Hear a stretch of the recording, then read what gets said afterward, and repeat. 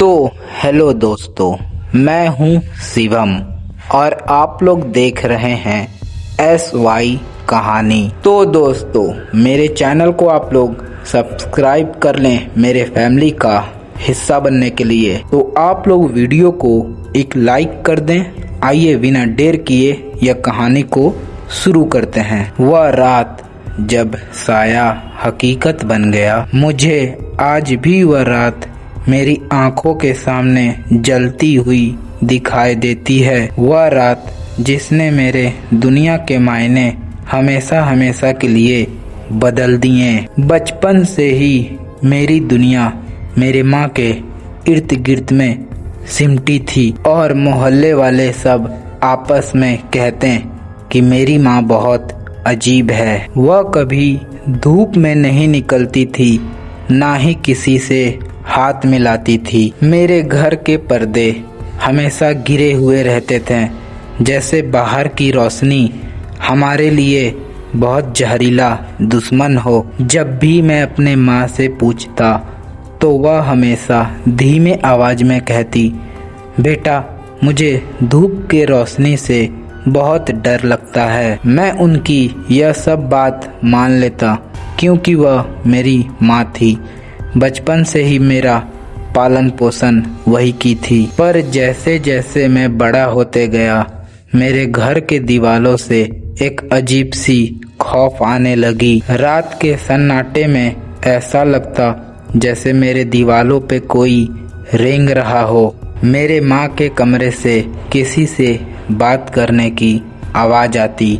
जब मैं अपने माँ के कमरे का दरवाज़ा खोलता तो मेरी माँ एक अंधेरे में कोने में पड़ी रहती थी। वह खौफनाक मोड़ मेरे 18वें जन्मदिन की वह रात मेरी जिंदगी का सबसे स्याह पन्ना साबित हुई। तेज बुखार के कारण वह रात मैं जल्दी सो गया था, पर रात के समय में मुझे प्यास लगा और मैं उठ गया और किचन में मैं पानी पीने चला गया।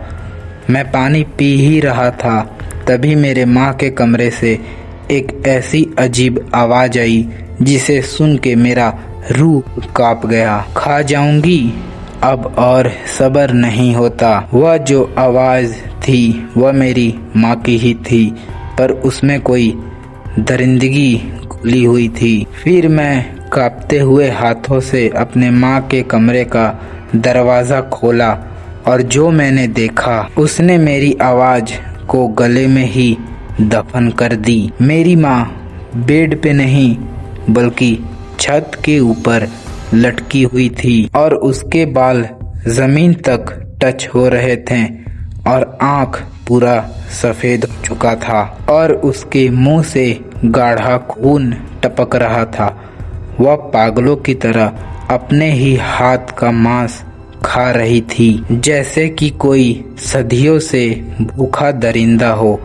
फिर मेरे गले से एक हल्की धीमी आवाज़ आई, माँ। फिर एक झटके में उसका सर पूरा घूम गया, जैसे कि वह एक गुड़िया हो और वह मुझे देखकर मुस्कुराई, पर वह मुस्कुरान में ममता नहीं बल्कि एक मौत दिख रही थी। आज पता चल ही गया, उसने फुसफुसाते हुए कहा। फिर मैं पीछे की ओर हटने लगा, तभी दरवाज़ा जोर से अपने आप बंद हो गया। फिर वह रेंगते हुए छत से नीचे उतरी जमीन पे।